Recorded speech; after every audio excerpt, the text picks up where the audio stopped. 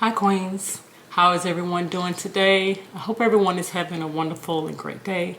If you are new here, so glad to have you here. Stick around for a while, would love to have you. For my returning Luxe fam, thank you so much for always tuning back in. So today's video is going to be a little different. This channel originated because I have a love for fashion. But I also have a love for God, and he would like for me, or he has told me that I need to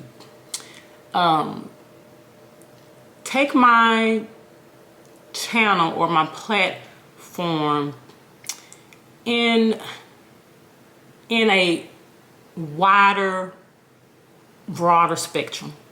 Okay, so this channel, it will be always fashion, fun, because I love it, but I also have to be obedient when my father tells me to do something. So today I'm being really transparent and sharing. I'm sharing some of my life and also my life experiences. So I would love for this to be a space where we encompass and we discuss not just fashion, but also real life stuff. Real life stuff that some of us, or all of us, are experiencing. So in this video, it is dedicated to my mother. Her name was Pat. And let's just get right into it.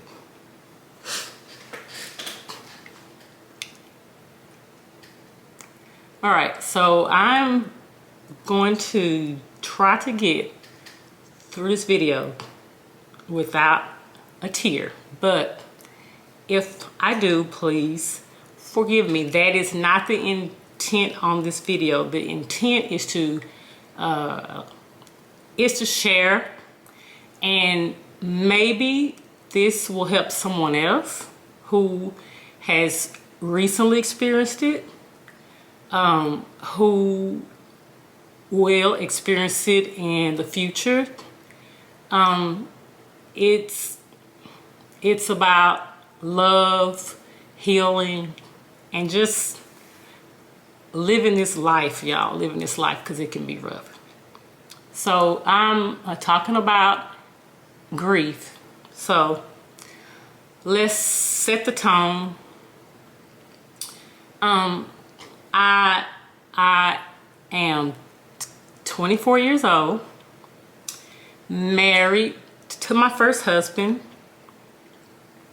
I am expecting our first child together. I already had a son, and I am expecting our first child together, and we knew that it was a boy. I am 9 months pregnant, had been to the doctor, and I was dilated to a 4. So he said, okay, if you don't have like this baby, this week, I will induce you on Friday. And so I'm like, okay, real excited about this. So the week came. It's a Thursday. I got up. I had taken a few days off, like before, the birth of my son, and his name is Patrick. And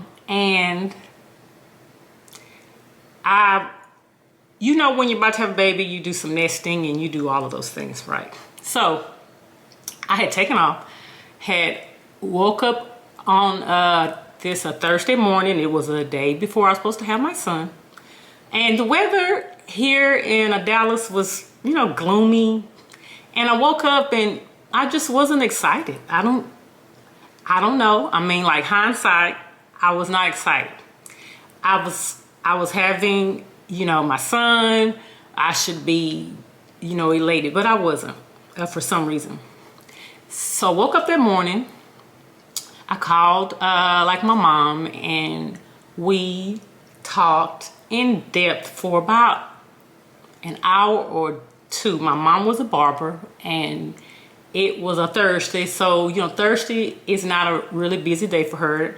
It was morning time, so she had a lot of time. She was talking to me. We were talking about my son, also seeing like her and my dad. They were going to drive up to Dallas to like be at the birth of my son. And she was telling me, because we kind of got into, she was like, why did you let him induce you? Why are you letting him induce you on a Friday? Friday is my busiest day. And I'm like, Mom, I cannot tell the doctor when to induce me. That is when he's in the hospital, and that is when we're gonna do it. So she was like, okay, I'll be there. I was like, okay. So I got up. I had a friend, and she was also expecting, but she was not due until December. And so this was September, and she wasn't due until December. I wanted my hair in just a simple style, something for, like the birth of my son. And I had decided on just a ponytail. It was something simple, and I had a friend who could do it. She could do the ponytail, so she said that she would do the ponytail. My friend, who was also pregnant.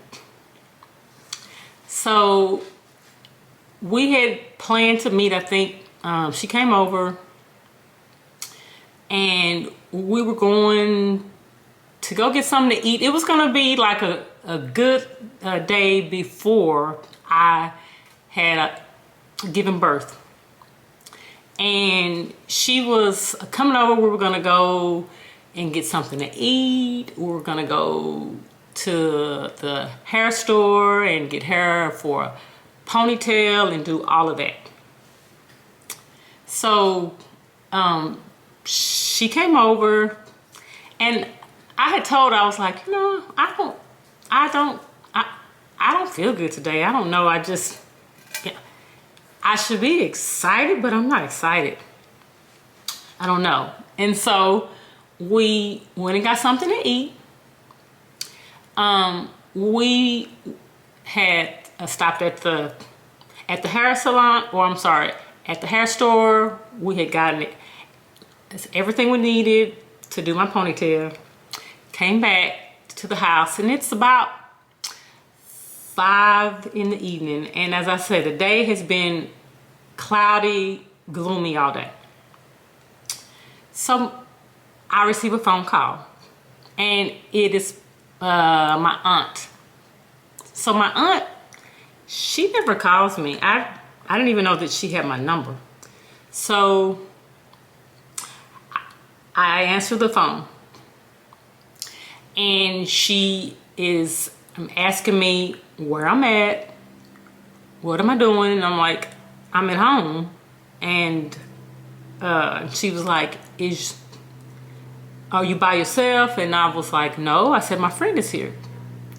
So at this time, my grandfather was not in the best health, and he was going through some things. So I thought that she was calling to say something had happened to my grandfather.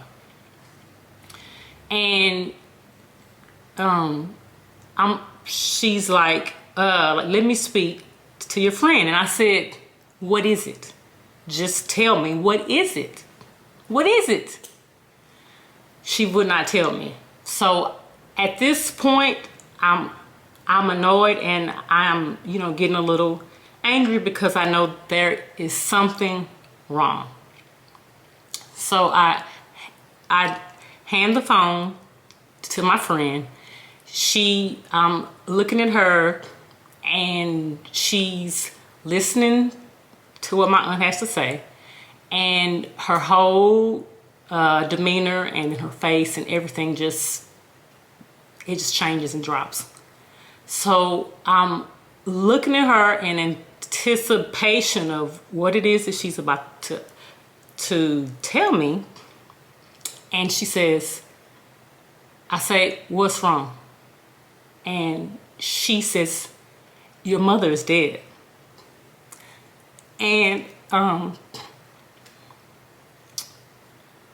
I immediately was like, what has happened? I just talked to her. What's happened? And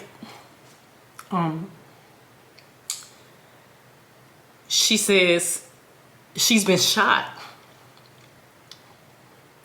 So I'm like, what? Who did it? What? I mean, like, she was at work and she was in the shop. What happened? She doesn't know. She just tells me that. So I have so many questions, and I'm like, where's my dad? Where are my brothers? Where is everybody? So I finally get a hold of my dad, and I talk to him.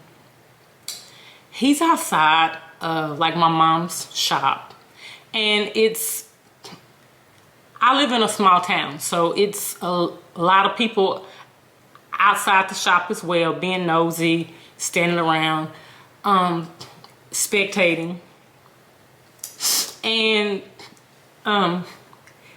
he doesn't have any answers either. He just says, Kendra, I don't know. He said they won't let me in. He said, but I was able to go to the window and like see her feet. So I feel helpless, let down by God. I feel abandoned, and I said I was not gonna cry, but any time I relive this, it feels like it just happened. And if you've experienced loss, you know exactly what I'm talking about. My son is 25, and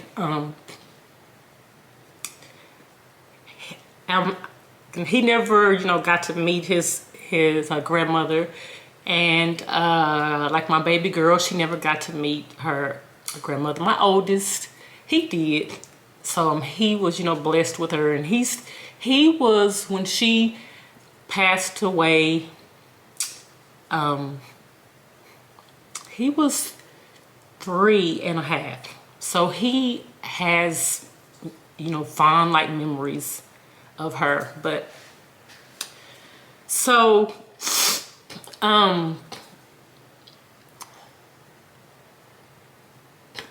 I need a minute. I'm sorry, I need a minute. I apologize, guys. I really tried my best. I thought I could do this with no tears, but I think I'm better now. So, so I have found out this news. I feel helpless. I feel abandoned, and to me, everything, the world has stopped. Everything has stopped. I want to get in the car. I want to drive to where my dad is. I want to go home. I want to see my mom. just so much is playing in my mind. I had, so the word got out amongst my family, because my mom has like several sisters who also live up in the Dallas-Fort Worth area. And so they were coming over to my house. Now, keep in mind, I am scheduled for induction in the morning. And I am finding out about like 5:30 in the evening that I just lost my mom. My mom was killed. So I don't know what to do. I don't know if I should go home, if I should stay and have, you know, this baby. What should I do? Well, I stayed home. I decided, and like my family, my dad, everyone talking about it, but they was like, "There's nothing you can do here. You need to take care of yourself." So I spent the entire night crying, and if I have pictures, I will share pictures of like the birth and what I looked like afterwards. My eyes was so swollen, and when I arrived like to the hospital that morning, like at like 6 o'clock, they was like, "Oh, what's wrong?" And I did share with the medical staff, I mean, like what had happened, and they were all so good, and they was attentive, and they showed me a lot of compassion. They did. So did my doctor, you know. So went through the birth of my son, and now it's time to work on, you know, like burial arrangements to, help with that. So I was in the hospital for a couple of days. I had my son on a Friday. I was discharged on Sunday, and on Monday morning, my brother was at my home to take me to Marshall, to drive to Marshall. And I remember on that drive to Marshall, I was like in a in a trance, and I was just kind of looking around at people in like their cars that was passing us, or cars was passing, and it just seemed like the world was just going along as it does, and for us, it had stopped. And we had no answers on still what had happened to our mother. It has been 25 years. We still have no answers what had happened to my mother. Someone came into her shop, and they murdered her. And we still have no answers. After this time, or during this time, you know, you're planning and you're doing everything. You want to make sure that, everything is, perfect, and so I was, busy planning burial arrangements and stuff. So it was something, and I had people around me who was really supportive, and they were there, and it got me through initially. But after the funeral, after everyone had gone back to their normal lives, which they're supposed to, for me, I felt like I was dying. Like I had no way out. I would call like my mom's cell phone to just, well, and she had a shop phone as well too. I would call those numbers just to hear the message because I did not want to forget like what she sounded like. Even now, 25 years later, I have to play in my mind and try to remember what she smelled like, what she sounded like. She was, I mean, she was funny, you know, things that I would think that she would say. And she was really, really generous. I mean, she was, you know, she was a good woman. But how I got through it, because I mean, there were sometimes I felt suicidal and that I could not go on anymore. And I think what was worse is that I went home and my husband went back to work. I had just had a baby, and it was only me and my 2 kids, and I didn't have it. People would call and check on me, but you know, it's not like having someone there. So it was a struggle. But at that time, I was a member of a small. It was a small church, and it was a family church, and they was there, and they was so instrumental in helping me just initially. I mean, the comfort and just all of that. But I can say that if it was not for I could say my son, because it will be times when I would feel like I could not go on again, and he would start crying. He'd start crying, and I would have to take the attention off of me, stop the pity party, and take care of you know, my son. And you know, I knew my boys needed me. I needed to be here for them. I needed to be strong. I wanted to be strong also for my dad and also my brothers. But God, if I would have not been on my knees every night praying to God to give me strength, if I had not, I don't know where I'd be. So the Lord got me through that. And it's hard. I mean, you know, sometimes you need also counseling. At that time, I mean, counseling wasn't really, I don't want to say popular or like a norm.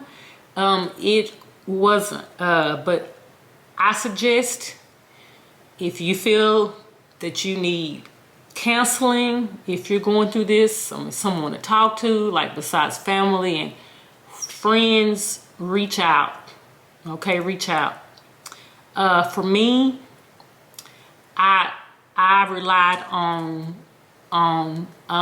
the Bible, and also, you know, the Bible principles, and the scripture that I meditated on is that He would never leave me nor forsake me. So I meditated on that all the time, and it got me through. But as I say, there's not a day that goes by that I do not think about my mom. And I decided to share this video because Mother's Day is coming up. And it's always hard for me. I do have children who celebrate me now as they get older, and I really love them for that. But it's always a void because I cannot, I can't celebrate my mother. And if you're experiencing the same thing, know that you are not alone. If you've, lost your mom, she's your angel. Like, I look at mine as she's my angel and she gets me through. But you are not alone. On this Mother's Day, honor your mother. Think about the good times. Know that you are not alone. You are not alone. There are many, many, many, many people who have also experienced a loss. And you can get through this. You can get through this. I don't care if it's been a day, if it's been a year, or in my instance, 25 years. It still hurts, and your mom is your mom. So don't let anyone tell you how to grieve, how long you should grieve,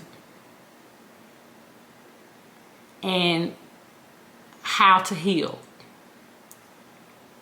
They can listen, they can give positive advice, but you will survive. You will make it. You will make it. I promise you, you will make it.